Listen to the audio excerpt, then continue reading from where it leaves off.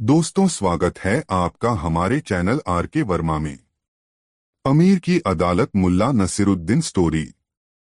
दोस्तों, सुबह होते ही शाही हुक्म से अनेक बई, कुम्हार, मेहतर व दूसरे सफाई कर्मचारी बाजार में आ चुके थे।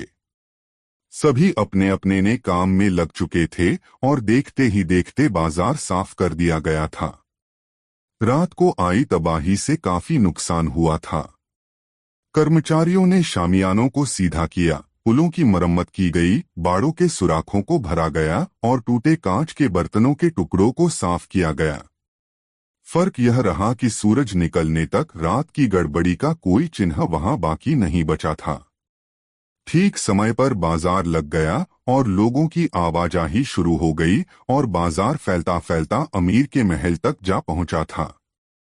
पूरे बाजार में घूमता मुल्ला नसरुद्दीन महल के करीब जा पहुंचा, जहां डेरा डाले बहुत से लोग बैठे थे। ये सभी वे लोग थे जो अमीर की अदालत में अपनी फरियादें या मुकदमे लेकर आए थे। मुल्ला नसरुद्दीन ने सोचा कि इन लोगों से बात की जाए। वह एक गंजे के पास पहुंचा जो अपने खेमे के बाहर बैठा था। उसके बगल वाले खेमे के बाहर एक लंबी दाढ़ी वाला शख्स बैठा था और उन दोनों के बीच एक बकरा बंधा था जो कभी काफी तंदुरुस्त रहा होगा, लेकिन इस समय उसकी हड्डियां चमक रही थीं। मुल्ला नसरुद्दीन उनके करीब पहुंचकर बोला, अस्सलाम वालेकुम। ए बुखारा शरीफ के निवासियों, आप लोग खानाबदोशों की तरह यहाँ क्यों पड़े? ए मुसाफिर, दाढ़ी वाला बोला, हम लोग खानाबदोश नहीं बल्कि तुम्हारी तरह ही खुदा के नेक बंदे हैं। अगर आप लोग नेक मुसलमान हैं तो यहाँ क्यों पड़े हैं, अपने घरों में क्यों नहीं रहते? ए मुसाफिर, हम लोग अपने विद्वान बादशाह, जिसका ओज सूर्य के प्रकाश को ढक लेता है, ऐसे अमीर के नेक और सही न्याय की प्रतीक्षा में यहाँ बैठे हैं। अच्छा, हाँ, इस बार गंजा व्यक्ति बोला, हम 5 हफ्ते से यहाँ अमीर से न्याय मांगने की उम्मीद में पड़े हैं। यह लंबी दाढ़ी वाला, एक नंबर का झगड़ालू शख्स, अल्लाह इसे गारत करे। यह दढ़ियल मेरा बड़ा भाई है। हमारे वालिद जो कुछ भी छोड़कर मरे, हमने उसे आपस में बांट लिया है। अब हम दोनों के बीच यह बकरा ही है। हम समझ नहीं पा रहे हैं कि इस बकरे का बंटवारा कैसे करें। और तुम्हारी वह जायदाद कहाँ है जो कि तुम्हें बंटवारे में मिली? उसे बेचकर हमने नकद रुपया अपने पास रखा हुआ है। आखिर इस मुकदमे को लड़ने के लिए हमें नकद पैसे की भी तो जरूरत थी। मुहर्रिरों, अहलकारों, अर्जीनवीसों, अर्जियां लेने वालों को आखिर किसे पैसे नहीं देने पड़ेंगे? गंजे ने गर्व से कहा, पैसे कितने ही क्यों न लग जाएं, मगर बकरा दूसरी तरफ नहीं जाना चाहिए। मुल्ला नसरुद्दीन ने देखाव करा, लकड़ी के खूंटे को चबाता हुआ लगातार दर्दनाक आवाज में चीख रहा है। यह देखकर गंजे आदमी ने तिपतिया घास का एक गट्ठर उसके आगे डाल दिया। यह देखकर दाढ़ी वाला चीखा, अपनी यह बदबूदार घास मेरे बकरे के आगे से हटा ले। और फिर लात मारकर उसने वह घास बकरे के आगे से दूर फेंक दी और अपना भूसी का टब उसके सामने रख दिया। यह देखकर गंजे को गुस्सा आ गया। वह क्रोध से चिल्लाया, नहीं नहीं, मेरा बकरा तेरी यह सूखी भूसी नहीं खाएगा। फिर उसने भी ठोकर मारकर उस टब को दूर दूर हटा दिया। सारी भूसी सड़क की धूल में मिल गई। बस दाढ़ी वाले से यह सहन नहीं हुआ। अबे खबीस, तेरी इतनी हिम्मत, आ तुझे मजा चखाता हूं। और फिर देखते ही देखते वे दोनों गुत्थम गुत्था हो गए। वे एक दूसरे को गालियां बकते हुए जमीन पर लोटपोट हो गए थे। मुल्ला नसरुद्दीन एक ओर खड़ा उनकी यह दिलचस्प लड़ाई देख रहा था। वे लड़ते रहे और उधर बकरे ने अचानक धरती पर गिरकर दम तोड़ दिया। अरे खुदा के नेक बंदों, अब तो यह गुत्थम गुत्था बंद करो। देखो, बकरे की ओर इशारा करके मुल्ला नसरुद्दीन ने कहा, अल्लाह ताला ने बकरे को अपने पास बुलाकर खुद ही तुम्हारा इंसाफ कर दिया है।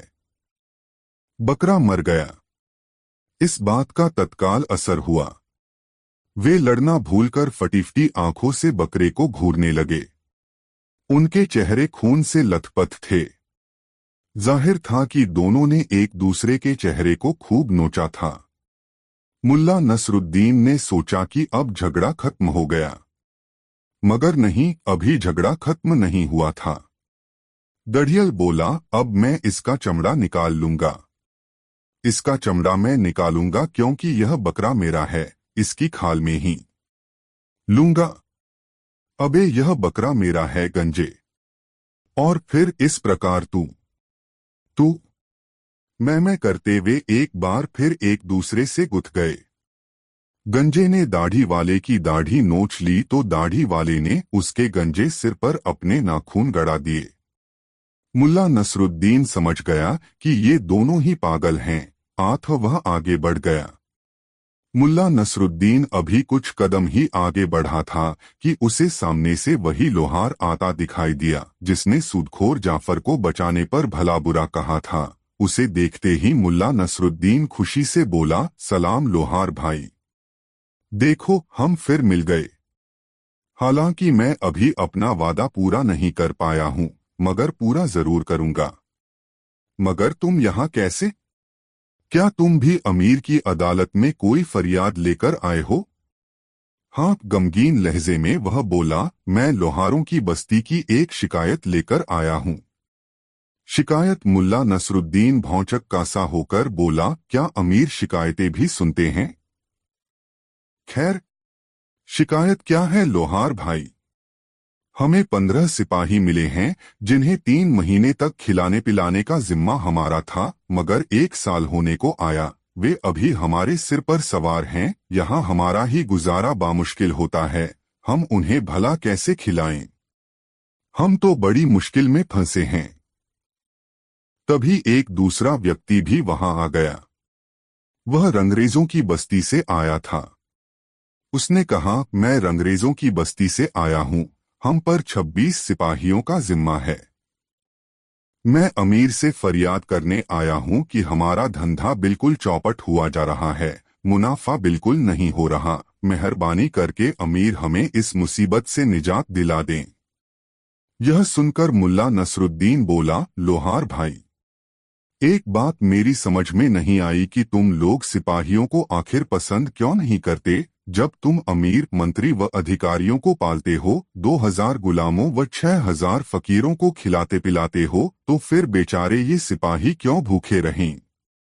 क्या तुमने यह कहावत नहीं सुनी कि जहां किसी एक सियार को कुछ खाने को मिल जाता है, वहां 10 सियार और आ जाते हैं? यह सुनकर लोहार सहमी सहमी नजरों से इधर उधर देखते हुए बोला, धीरे बोलो। रंगरेज मुल्ला नसरुद्दीन को घूरते हुए बोला, ऐ मुसाफिर, तुम खतरनाक आदमी हो। मुझे तुम्हारी बातों में नेकी नजर नहीं आती। हमारे अमीर तो बड़े ही विद्वान। उसकी बात अधूरी रह गई, तभी महल के द्वार पर ढोल और तुरही बजने लगी। महल के फाटक खुलने लगे। सारे खेमे में हलचल सी मच गई। चारों ओर से फुसफुसाहट भरी आवाजें सुनाई देने लगीं। अमीर अमीर। लोग महल के फाटक की ओर बढ़ने लगे ताकि नजर भरकर अमीर के दीदार कर सकें। मुल्ला नसरुद्दीन ने भी आगे बढ़कर एक सुविधाजनक जगह तलाश कर ली ताकि अमीर की अदालत का नजारा कर सके। फाटक से पहले नकीब दौड़ते हुए निकले। वे चिल्ला रहे थे, हटो हटो, अमीर के लिए रास्ता छोड़ो, बाजू हटो, आला हजरत अमीर तशरीफ ला रहे हैं। फिर अंदर से सिपाहियों का एक दस्ता निकला। वे फाटक के किनारे खड़े लोगों पर लाठियां बरसाने लगे ताकि वे पीछे हट जाएं। तत्काल ही एक चौड़ा रास्ता बन गया। इसके बाद मसीसी लोग निकले। उनके हाथों में ढोल, बांसुरी, तंबूरे आदि थे। इसके बाद कीमती वस्त्र और तलवारों से लैस अमीर के खास सेवकों का दस्ता निकला। दस्ते के पीछे 2 हाथी थे जो पूरी तरह सजे-धजे थे। अंत में एक सजीदजी गाड़ी निकली। उसमें जरी के चंदोवे के भीतर स्वयं अमीर बड़े आराम से लेटे हुए थे। यह दृश्य यह देखते ही भीड़ में सरसराहट सी फैल गई। अमीर के निर्देशानुसार सभी लोग जमीन पर लेट गए। अमीर का आदेश था कि स्वामी भक्त जनता विनम्रता एवं सभ्यतापूर्वक आए व कभी भी ऊंची नजर से न देखे। नौकर दौड़ दौड़कर सवारी के सामने कालीन बिछा रहे थे। गाड़ी के एक और चंवर डुलाने वाला अपने कंधे पर घोड़े के बालों की पूंछ का चंवर रखे चल रहा था। दूसरी ओर अमीर का हुक्के वाला था, जो बड़ी विनम्रता व आत्मविश्वास के साथ सोने का तुर्की हुक्का लिए सवारी के साथ साथ चल रहा था। जुलूस में सबसे पीछे पीतल के कंटोप पहने, हाथों में नंगी तलवारें, भाले व तीर कमान लिए सिपाही चल रहे थे। सबसे पीछे 2 तोपें थीं। दोपहर का सूरज चमक रहा था। एक ओर यह शाही आन बान थी तो दूसरी ओर गरीबी से जूझते फटेहाल वे लोग थे जो अपनी अपनी फरियादें लेकर वहां आए थे। अमीर का शानदार जुलूस जब जाहिल, गंदे, दबे पिसे और फटेहाल लोगों के विशाल समूह के बीच से गुजरा तो ऐसा लगा जैसे गंदे चिथड़े में सोने का पतला धागा डाल दिया गया हो। एक तख्त पर जहां अमीर को आकर बैठना था, वहां पहरेदार तैनात थे। तख्त के एक ओर जल्लाद, मुहर्रिर आदि बैठे थे। जिन लोगों ने पहले अमीर को नहीं देखा था, उन्हें अमीर को देखकर काफी निराशा हुई। जिस सूरत की उपमा चांद 10 से की जाती थी, वह किसी पिलपिले खरबूजे के समान दिखाई दे रही थी। अपने मंत्रियों का सहारा लेकर अमीर गाड़ी से उतरे और रत्नजड़ित सिंहासन पर जा बैठे। मुल्ला नसरुद्दीन ने देखा कि अमीर का वह शरीर जिसकी उपमा दरबारी शायर वृक्ष की किसी नाजुक डाली से करते हैं, वह मोटा, थुलथुल और भारी भरकम था। अमीर की बाहें छोटी थीं। उसके पैर ऐसे टेढ़े-मेढ़े थे कि शाही पोशाक भी उसके उस ऐब को ढक नहीं पा रही थी। मंत्री लोग अमीर के दाईं ओर खड़े हो गए, लिपिक आदि बाईं ओर। वे अपनी बहियां, कलम व दवातें संभाल रहे थे। अमीर तख्त पर बैठते ही किसी नशेड़ी की तरह आंखें मूंदकर पसर गया। अमीर ने फुसफुसाकर कुछ कहा। वजीरे आजम बख्तियार ने उसे फिर कार्यवाही शुरू करने का इशारा किया। सुना। सबसे पहले गंजा और दढ़ियल भाई घुटनों के बल चलते हुए तख्त के सामने आए और बड़ी श्रद्धा से उन्होंने तख्त के कालीन को चूमा, फिर सिर झुकाकर बैठ गए। नजरें धरती में गड़ी थीं। उठो, प्रधानमंत्री बख्तियार का भारी स्वर गूंजा।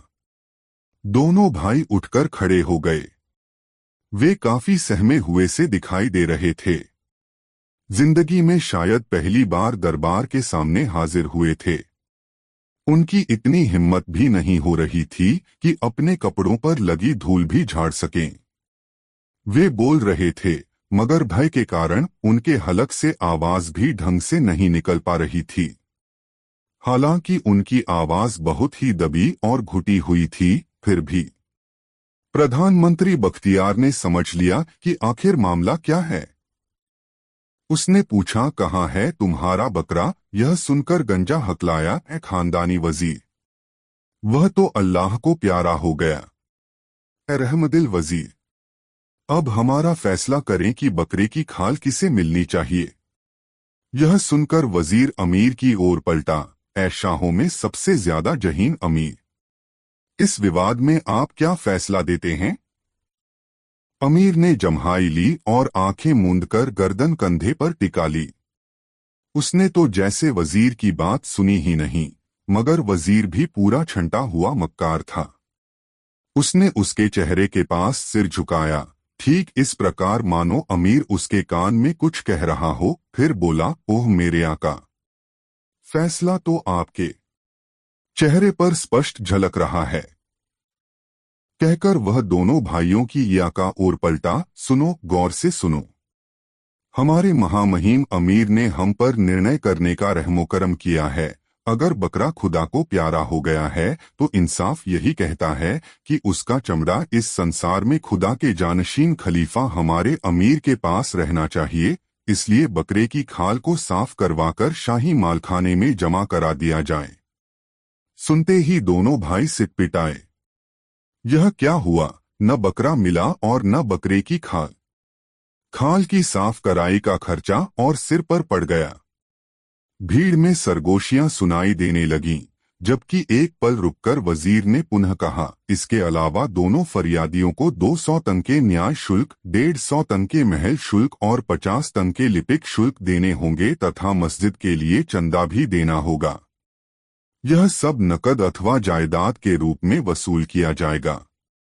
यह फैसला होते ही दरबार के कवि कव्वाल अमीर की शान में गीत गाने लगे और वे दोनों भाई एक दूसरे के गले में बाहें डालकर फूट फूट कर रो रहे थे। मुल्ला नसरुद्दीन उनके करीब पहुंचा और सांत्वना देते हुए बोला, कोई बात नहीं भाइयों, यह तो ऊपर वाले का शुक्र है कि हफ्तों इंतजार का तुम्हारा वक्त जाया नहीं गया। अमीर ने बड़ी दयानतदारी से तुम्हारा इंसाफ किया है।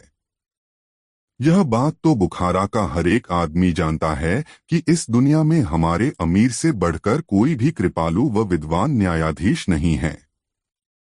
अब तुम दोनों भाई अपने अपने घरों को जाओ और भविष्य में अगर फिर कभी किसी कुत्ते, बिल्ली या मुर्गे को लेकर तुम्हारा फसाद हो तो फिर अमीर की अदालत में आना और हाँ, आने से पहले अपने खेत खलिहान और मकान आदि बेचना न भूलना, वरना तुम लोग शाही कर अदा नहीं कर पाओगे। इससे तो बेहतर था कि हम भी अल्लाह को प्यारे हो जाते, एक भाई बोला। हाय कमबख्ती, आखिर हमने झगड़ा किया ही क्यों, दूसरा भी विलाप करने लगा। फिर दोनों भाई रोते बिलखते और अपनी दाढ़ियों नोचते वहां से चले गए। अब लोहार को अमीर के सामने पेश किया गया।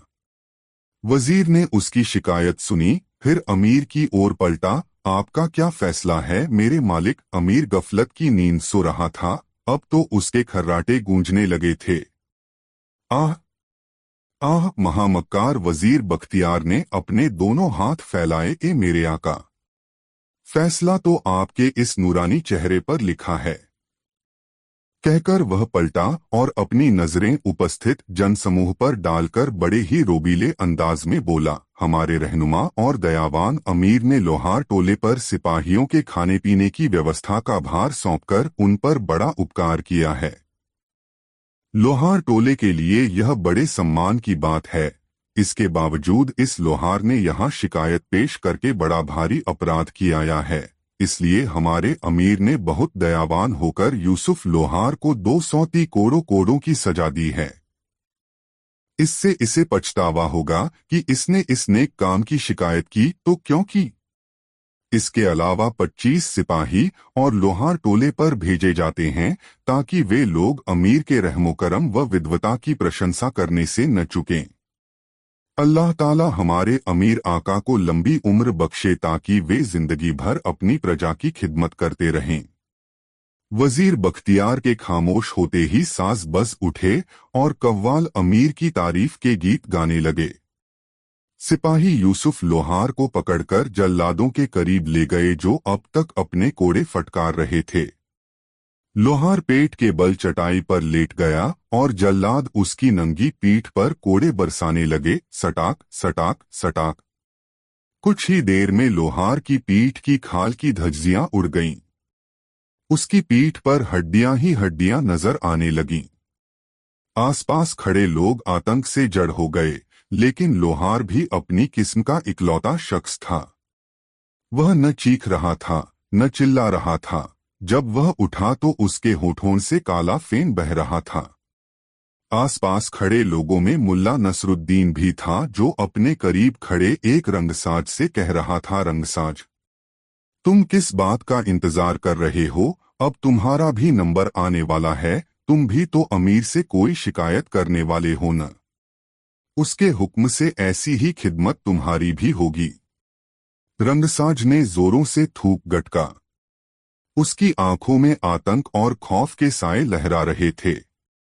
उसने एक नजर मुल्ला नसरुद्दीन पर डाली, फिर एक नजर जल्लादों को देखा। अगले ही पल वह पलटा और भीड़ को चीरता हुआ वहां से 9-2-11 हो गया। उधर प्रधानमंत्री बख्तियार तेजी से मामले निपटा रहा था। न्याय से उसे कोई सरोकार नहीं था।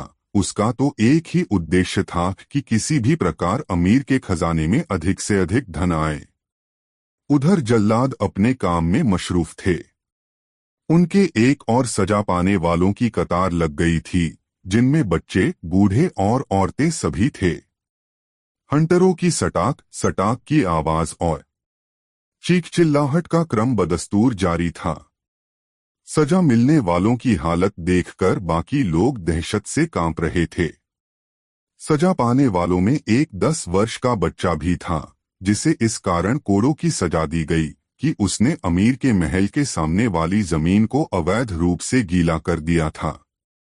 सजा पाने वाले अपराधियों की हालत देखकर उस मासूम की रूह फना हो रही थी। वह कांप रहा था, रो रहा था। आंसुओं से उसका भोला भाला चेहरा तर हो चुका था। उसकी हालत देखकर मुल्ला नसरुद्दीन के चेहरे पर क्रोध एवं रहम के मिलेजुले भाव दिखाई देने लगे। एकाएक ही वह जोर से बोला, वास्तव में यह बच्चा बड़ा ही खतरनाक है। ऐसे अपराधियों को सुधारने में अमीर ने जिस काबिलियत का परिचय दिया है, वह काबिले तारीफ है। इस तरह के अपराधी काफी खतरनाक होते हैं, क्योंकि ये अपने मासूम चेहरे से अपने इनकलाबी विचारों को जाहिर नहीं होने देते। इसक अलावा मैंने एक बाल अपराधी और भी देखा था जो केवल 4 साल का था। उसने इससे भी ज्यादा खतरनाक काम किया था कि अमीर के महल की दीवार के ठीक नीचे गंदगी फैला दी थी। ऐसे अक्षम्य अपराधों के लिए तो मृत्युदंड भी कम है। अपराधी को सजा देने में उम्र कोई बहाना नहीं है। हमारे बुखारा में तो बुराइयां इस कदर खतरनाक होकर उभर रही हैं कि उनके विषय में सुनकर ही भी दिल खौल जाता है। मगर खैर, मेरा दिल कहता है कि ये तमाम बुराइयां अमीर के सिपाही और जल्लादों की कोशिशों के मद्देनजर जल्दी ही खत्म हो जाएंगी। मुल्ला नसरुद्दीन इस प्रकार बोलता जा रहा था मानो कोई मुल्ला मजहबी पैगाम दे रहा हो। उसकी बातें सुनने में तो अमीर के हक में लग रही थीं, मगर जो लोग उन बातों की गहराई को समझ रहे थे, वे जानते थे कि मुल्ला के वे व्यंग्य किसके लिए हैं। वे अपनी गर्दन फेरकर मुस्करा रहे थे। कुछ लोग यह भी समझ चुके थे कि ये मुल्ला नसरुद्दीन ही है। दोस्तों, यह कहानी आपको कैसी लगी कमेंट में जरूर बताएं। दो दोस्तों गधे के कानों में न जाने कैसे अपने मालिक की कातर आवाज पड़ गई और वह उछलकर बड़ी ही इंकलाबी आवाज में रेंका। फिर वह खूंटा तोड़कर अपने मालिक की ओर भागा। जैसे ही वह बरसाती से बाहर की तरह लपका, वैसे ही एक बड़ा ढोल भी उसके साथ साथ आने लगा। दरअसल अंधेरे में बिना देखे भाले नसरुद्दीन ने उसे एक ढोल के कुंडे से बांध दिया था। यह वह ढोल था जिसे त्योहारों आदि के मौके पर बजा जाकर चाय खाने का मालिक अपने ग्राहकों को आकर्षित करता था। वही ढोल एक पत्थर से जा टकराया, फलस्वरूप एक तेज आवाज हुई। गधे ने पीछे मुड़कर देखा। इस बार ढोल दाईं ओर एक बच्ची से गया। फिर तेज आवाज हुई, ढम टकरा। गधे ने सोचा कि कोई शैतान उसके मालिक को छोड़कर उसके पीछे आ रहा है। अब उनकी खैर नहीं, यह ख्याल मन में आते ही वह भयभीत हो उठा और बुरी तरह रेंगता हुआ पूंछ उठाकर बाजार की ओर भागा। रास्ते में करीब 50 से 60 ऊंटों का एक काफिला चीनी मिट्टी के बर्तन और तांबे की चादरें लादे चला आ रहा था। उन ऊंटों ने बुरी तरह रेंकते और धमकने गमकने वाले इस जानवर को अपनी ओर आते देखा तो वे भी घबराकर इधर उधर भाग निकले। घबराहट और बेतरतीब भागने के कारण 66 मुल्ला नसरुद्दीन गिरा। उन पर रखा सामान जमीन पर गिर गिर कर चकनाचूर होने लगा। अजीब सी हौलनाक आवाजें वातावरण में सुनाई देने लगीं। बाजार से दूर जो लोग थे, उन्होंने समझा कि बाजार में बलवा हो गया है। आठ वे जिधर मुंह उठा उधर ही भाग लिए। और फिर देखते ही देखते पूरे बाजार में ही नहीं, बल्कि आसपास की गलियों में भय और आतंक छा गया। खनखनाहट, रैंकना, टिनटिनाहट, बर्तनों के गिरने की आवाज, चीख पुकार, बिल्कुल नर्क जैसा माहौल बन गया था। ऊंटों और घोड़ों के अंधाधुंध भागने से कितने ही तंबू और चायखानों की बरसातियां उखड़ गई थीं। इस खौफनाक शोर को सुनकर कितने ही लोग सोते से जाग गए थे और अधनंगे हो इधर उधर भाग लिए। घरों दुकानों में रोशनियां गुल हो गईं। भागने वाले अंधेरे में कभी किसी से भिड़ जाते तो कभी किसी जानवर की दुलत्ती खाते। दहशतनाक चीख पुकार मची हुई थी चारों तरफ। वे लोग समझ रहे थे कि कयामत का दिन आ गया है। मुर्गे पंख फड़फड़ाकर अजीब सी आवाज में चिल्लाने लगे। बकरियां और मेढ़े मिमियाने लगे थे।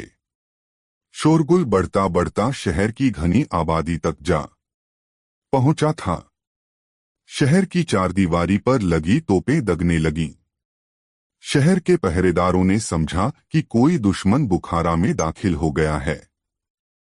महल के पहरेदारों ने समझा कि बगावत हो गई है। वहां से भी तोपें दागी जाने लगीं। शहर की मीनारों से मुल्ला सहमी हुई आवाजों में दुआएं मांगने लगे। सभी ओर अफरातफरी मची हुई थी। किसी को समझ में नहीं आ रहा था कि क्या हुआ और वह कहां जाए, क्या करे। अपने महल में अमीर भौचक कासा सिपह सालारों पर गर्ज बरस रहा था। मगर क्या हुआ, कैसे हुआ, यह सब केवल एक शख्स ही जानता था और वो था मुल्ला नसरुद्दीन। वह बौखलाए ऊंटों व घोड़ों से बचताप चाहता उस दिशा में भाग रहा था जिधर यह खौफनाक शोर पैदा करता उसका गधा भागा जा रहा था। मगर लाख कोशिशों के बावजूद वह गधे को पकड़ नहीं पाया। उसकी यह दौड़ तब तक चलती रही जब तक कि उसके गधे और ढोल को जोड़ने वाली रस्सी टूट न गई। रस्सी के टूटते ही ढोल लुढ़ककर ऊंटों की ठोकरों में जा पहुंचा। ऊंट उससे बचने के लिए हड़बड़ी में चायखानों के छप्पर, शामियाने और खोखे गिराते चले गए। फिर ऐसा हुआ कि एक मोड़ पर अचानक मुल्ला नसरुद्दीन और उसका गधा एक दूसरे के आमने सामने आ गए। गधे के मुंह से झाग निकल रहा था और वह बुरी तरह हांफ रहा था। मुल्ला नसरुद्दीन हालांकि स्वयं भी हांफ रहा था, मगर ऐसे में उसने एक पल की भी देर करना उचित नहीं समझा और गधे की रस्सी पकड़कर पीछे की ओर खींचते हुए बोला, आ चल, उधर चलते हैं, यहाँ तो बेतुका शोर हो रहा है। यह देखकर उसे आश्चर्य हो रहा था कि गधे जैसे छोटे से पशु के पीछे यदि एक ढोल बांधकर छोड़ दिया जाए तो यह मामूली सा पशु भी कितनी बड़ी तबाही ला सकता है। अबे, देखा तूने क्या कर डाला। यह सच है कि ये बवाल फैलाकर तूने मुझे सिपाहियों से बचाया है, फिर भी बहुत से गरीब इस अफरातफरी में तबाह हो गए होंगे और उन बेचारों को संभलते संभलते सुबह हो जाएगी। खैर, अब हमें कोई ऐसी जगह तलाशनी होगी जहां हमारे आराम में किसी प्रकार का कोई विघ्न न पड़े। और फिर वह सोचने लगा कि ऐसी कौन सी जगह है जहां वे दोनों चैन से रात गुजार सकें। काफी सोच विचार के बाद वह इस निर्णय पर पहुंचा कि उसे बुखारा के एकमात्र कब्रिस्तान में ही चैन मिल सकता है। शर्तिया बात है कि वहां किसी प्रकार का कोई विघ्न नहीं आने वाला था। उसका ऐसा सोचना किसी हद तक ठीक भी था। शहर में चाहे कितनी ही गड़बड़ी क्यों न फैले, मगर कब्रिस्तान में किसी प्रकार की कोई आफत नहीं आ सकती थी। मुल्ला नसरुद्दीन ने उसकी लगाम पकड़ी और कब्रिस्तान की ओर रुख किया। इस प्रकार मुल्ला नसरुद्दीन ने अपने शहर बुखारा में अपनी वापसी का धमाकेदार पहला दिन पूरा किया। उसने गधे को एक कब्र के पत्थर से बांध दिया और स्वयं दूसरी कब्र पर जाकर लेट गया। उधर शहर में सारी रात तोपों की गर्ज, शोरगुल व चीख पुकार मचती रही, मगर वह लंबी तान कर सो रहा था। दोस्तों, वीडियो को एक लाइक जरूर कर दे। एक दिन मुल्ला नसरुद्दीन एक मौलवी के बगीचे के सामने से गुजर रहा था। मौलवी साहब एक बोरे में कद्दू भर रहे थे। मौलवी हालांकि पूरा बोरा भर चुके थे, मगर लालच के मारे उन्होंने उसमें और अधिक, यूं कहा जाए कि ठूंस ठूंस कर कद्दू भर लिए। ढोने की बात तो कौन कहे, अब तो वह बोरा उनसे उठाया तक नहीं गया। आथ बगीचे के गेट पर खड़े खड़े वे सोच रहे थे कि क्या करें।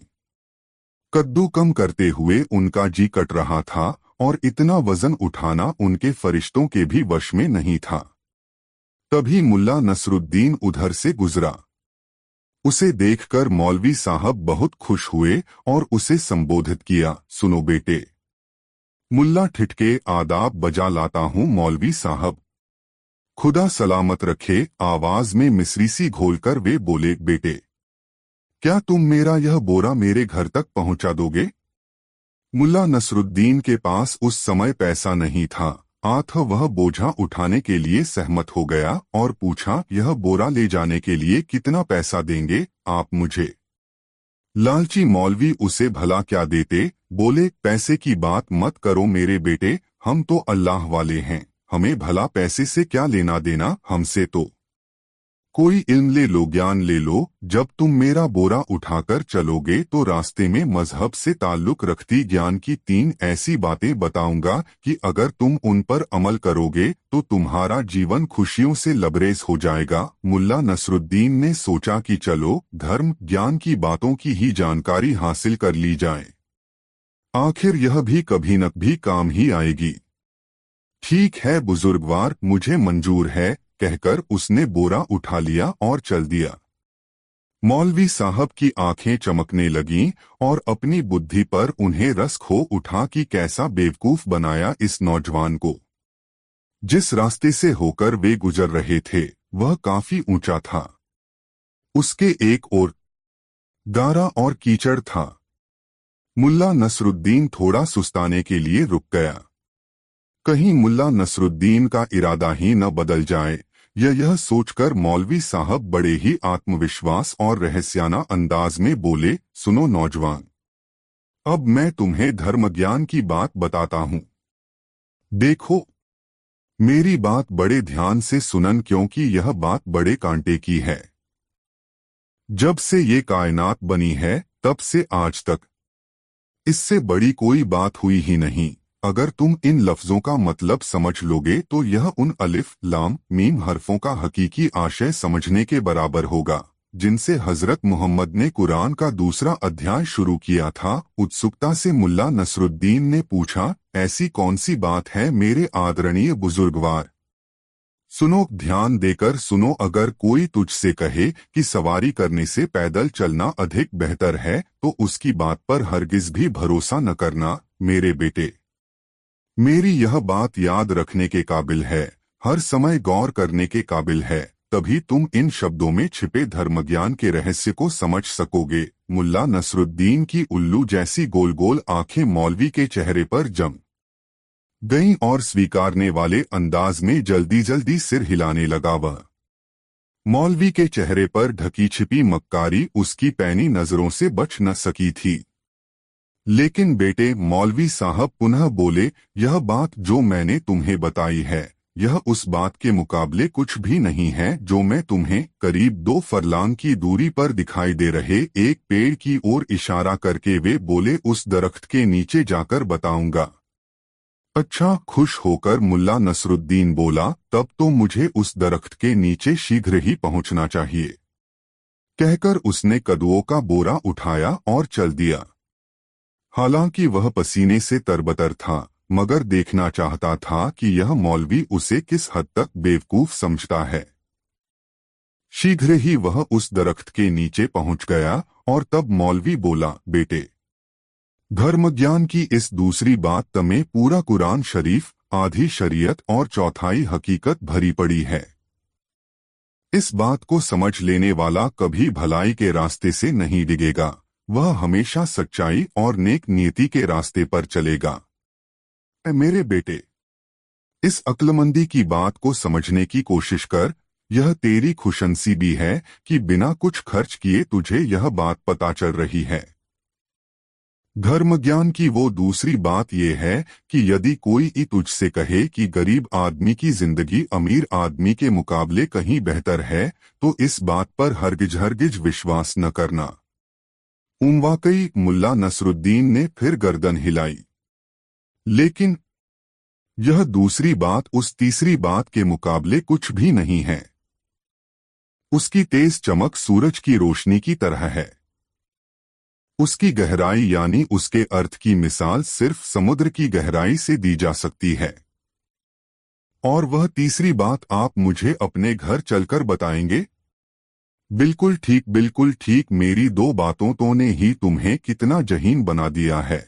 मौलवी साहब खुश होकर बोले, अब जल्दी चलो मेरे बेटे, बहुत आराम कर लिया।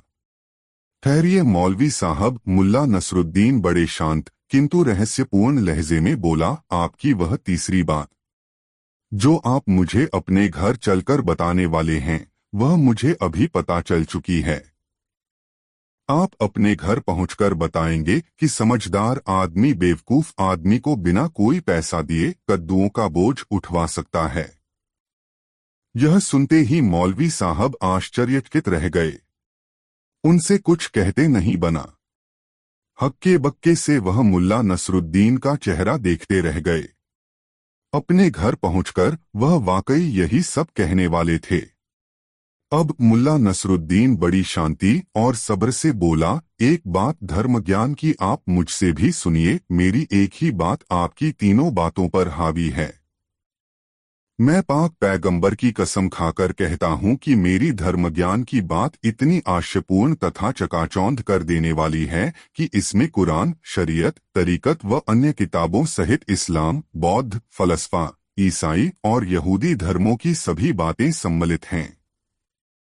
मुल्ला जी, मुझे सच्चाई और ईमान की तहजीब देने वाले मेरे उस्ताद जी, इस बात से अधिक जो कि मैं आपको बताने जा रहा हूं, कोई धर्म ज्ञान की बात कभी हुई ही नहीं।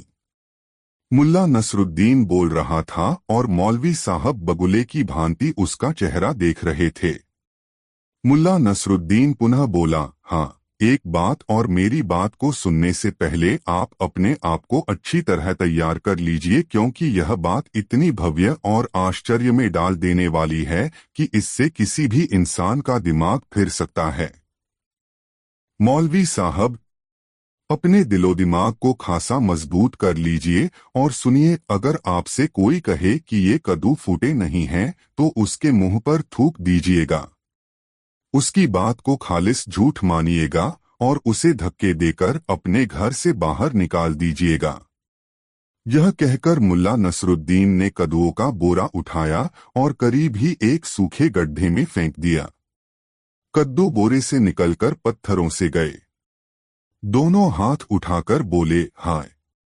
टकराट कराकर चकनाचूर हो मौलवी साहब हाय हाय करते रह गए। मैं लुट गया, बर्बाद हो गया कहकर वह कभी अपने बाल नोचते, कभी छाती पीटते। मुल्ला नसरुद्दीन से वह लड़ नहीं सकते थे, क्योंकि शरीर में इतनी जान ही नहीं थी।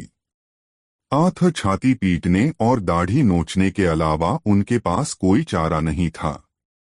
फिर चलते चलते मुल्ला नसरुद्दीन बोला, मौलवी साहब, खुद देख लीजिए कि जो बात मैंने बताई उसमें कितनी सच्चाई है।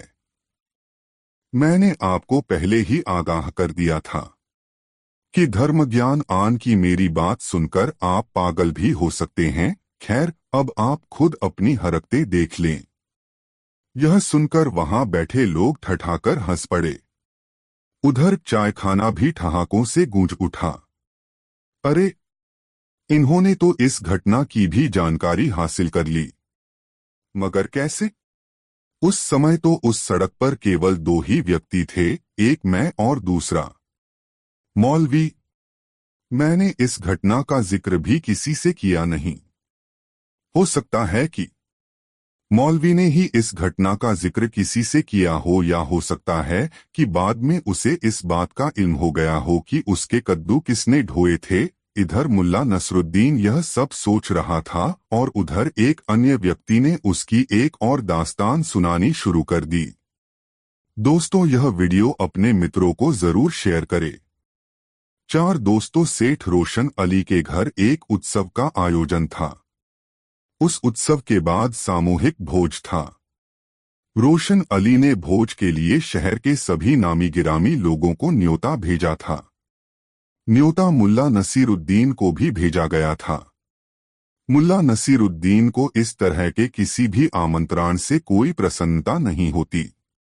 वह यह समझता था कि लोग अपना रुतबा दिखाने के लिए उसे अपने यहाँ दावत पर बुलाते हैं कि वे समाज को दिखला सकें कि देखो मुल्ला नसीरुद्दीन जैसा बुलंद दिमाग इंसान भी मेरे घर आता है। वैसे मुल्ला नसीरुद्दीन खुद को बुलंद दिमाग इंसान मानता हो, ऐसी बात भी नहीं थी। उसके जितने भी हैरतंगेज कारनामे थे वे अनायास ही घटित हो गए थे। मुल्ला नसीरुद्दीन जब कभी भी अपने में झांककर खुद को पहचानने की कोशिश करता तो पाता कि वह एक विवश इंसान है जिसे प्रतिदिन अपना और अपनी पत्नी के भोजन के लिए मजदूरी करनी होती है, और हर रात वह यह सोचते हुए सोता था कि कल यदि मजदूरी के लिए कोई काम नहीं मिला तब। मुल्ला की पत्नी को जब मालूम हुआ कि सेठ रोशन अली के घर से मुल्ला नसीरुद्दीन को न्योता मिला है तब वह बहुत खुश हुई और मुल्ला के लिए रेशमी जरीदार शेरवानी, साटनी चूड़ीदार पाजामा, रेशमी टोपी और नक्काशीदार जूती निकाल दी। मगर भोज के दिन मुल्ला नसीरुद्दीन सुबह से ही अपने दरवाजे के पास की खाली जमीन में सब्जियों के पौधे लगाने में व्यस्त हो गया। भोज का उसे ख्याल ही नहीं रहा। अचानक उसकी बेगम को ही याद आया कि आज तो मुल्ला को सेठ रोशन अली के घर भोजन करने जाना था।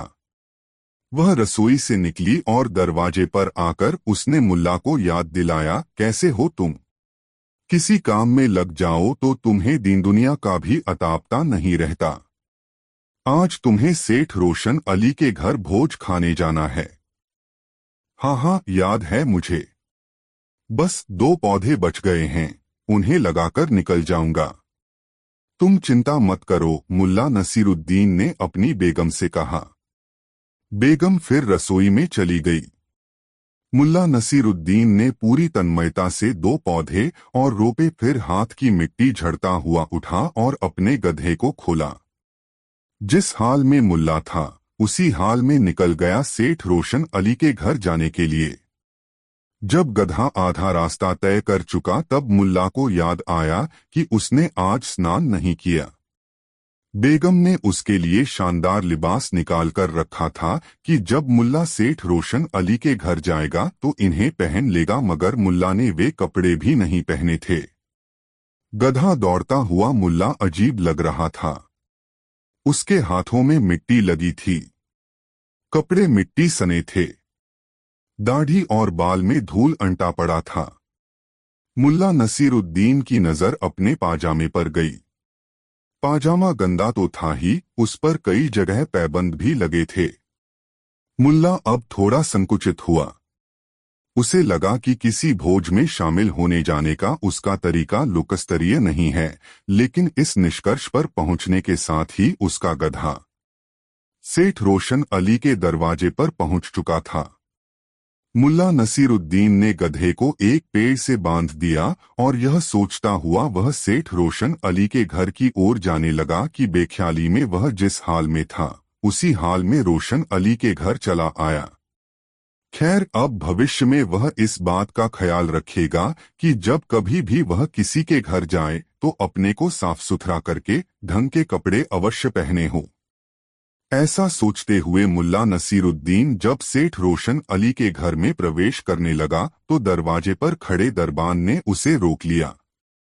अरे रे रे रे, कहाँ घुसे जा रहे हो? दूर हटो, बाहर इंतजार करो। भोज खत्म होने पर तुम्हें भी कुछ खाने को मिलेगा। अभी दूर हटो, दरबान ने डंडा उठाकर उसे दूर रहने का इशारा करते हुए कहा।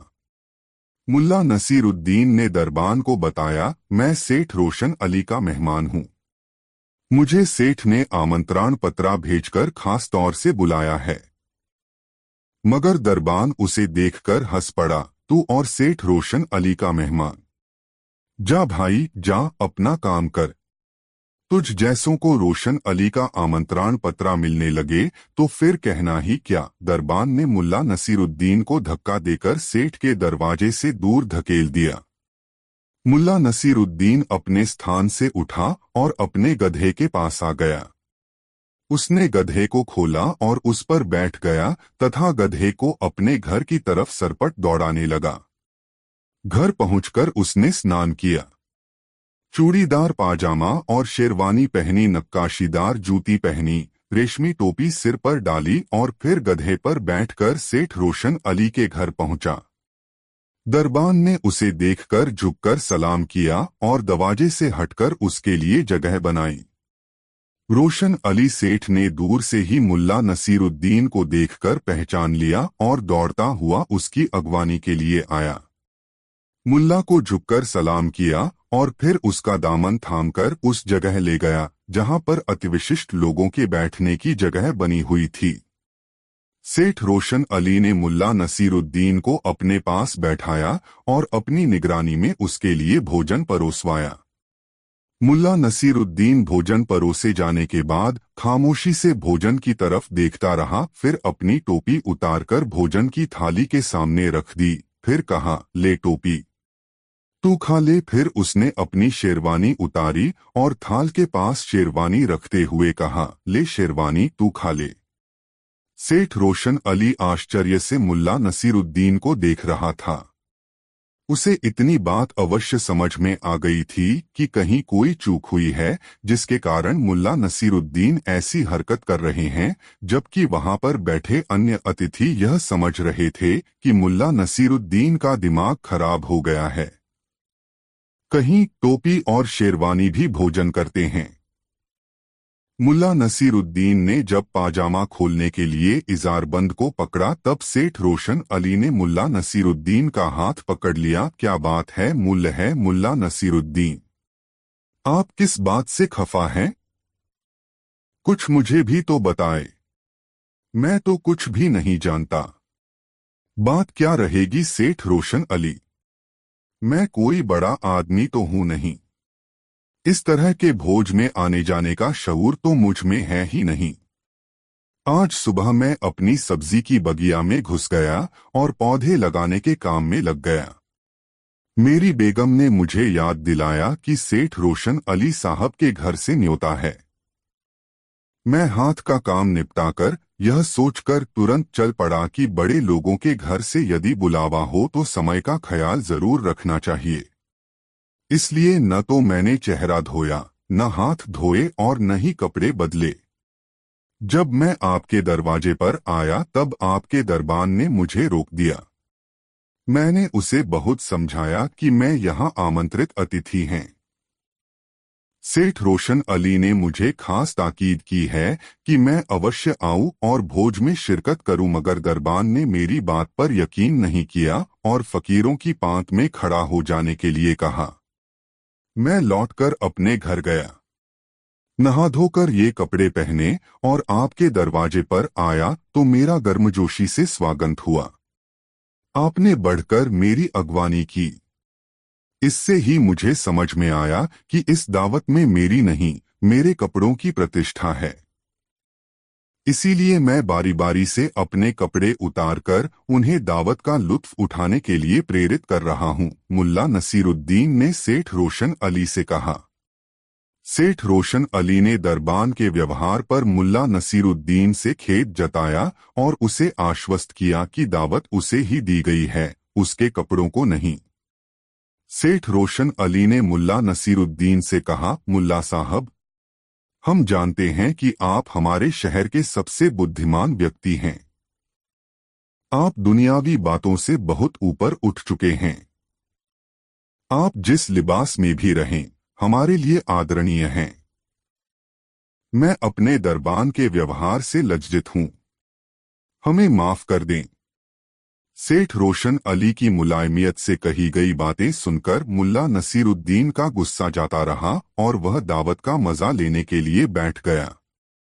सेठ रोशन अली ने खुद परोस कर मुल्ला नसीरुद्दीन को भोजन कराया। मुल्ला नसीरुद्दीन खूब तृप्त होकर सेठ रोशन अली के घर से अपने घर वापस आया। 5 चाबी की खोज बहुत मजेदार कहानी। मुल्ला नसीरुद्दीन के कारनामों की दूर दूर तक चर्चा होने लगी थी। उसे कुछ लोग बहुत पहुंचा हुआ इंसान मानने लगे थे, तो कुछ सिद्ध पुरुष की संज्ञा देने लगे थे। ऐसे सिद्ध पुरुष की जिसकी उलझलूल सी लगने वाली हरकतों में भी जीवन का कोई गूढ़ रहस्य छिपा होता है। उसकी प्रसिद्धि का आलम यह था कि नौजवान उसकी नकल कर नोकदार टोपी पहनने लगे थे।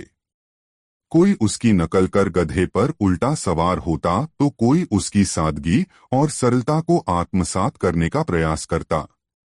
लेकिन मुल्ला नसीरुद्दीन इन सब बातों से बेखबर एक आम आदमी की तरह मेहनत मशक्कत करता और उससे मिलने वाली रकम से अपना और अपनी पत्नी का पेट भरता। न तो उसे कुछ बचाने की चिंता सताती और न ही धन कमाने की लिप्सा से वह पीड़ित होता। अलमस्ती उसकी फितरत थी। बड़ी से बड़ी समस्या आने पर भी मुल्ला के चेहरे पर शिकन किसी ने नहीं देखी। समस्याओं को वह समस्या की तरह लेता भी नहीं था। जोखिम उसे कभी जोखिम नहीं लगी।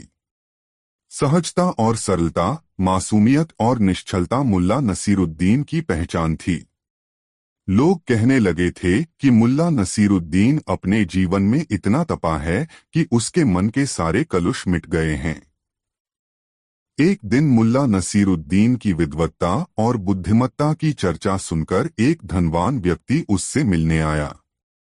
दुआ सलाम के बाद उस धनवान व्यक्ति ने मुल्ला नसीरुद्दीन से कहा, मेरा नाम आलम है।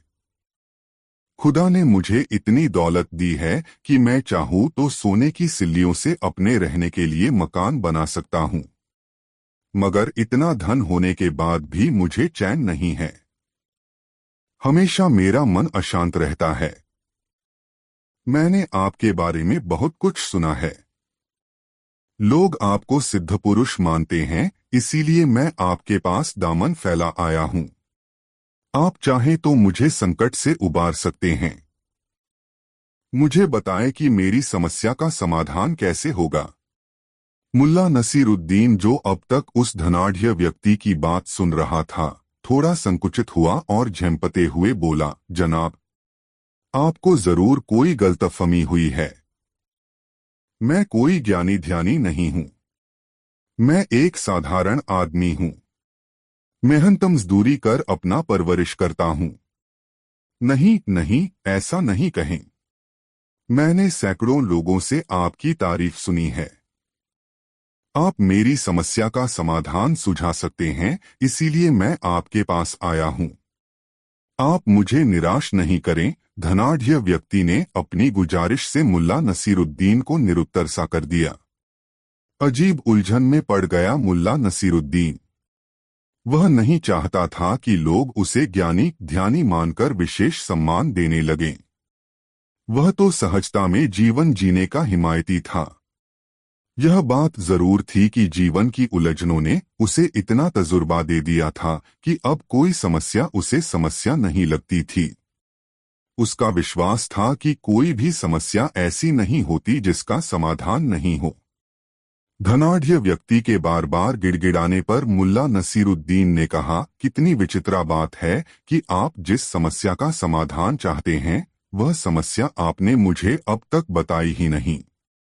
धनवान व्यक्ति, जिसका नाम आलम था, मुल्ला के इस कथन से थोड़ा लज्जित हुआ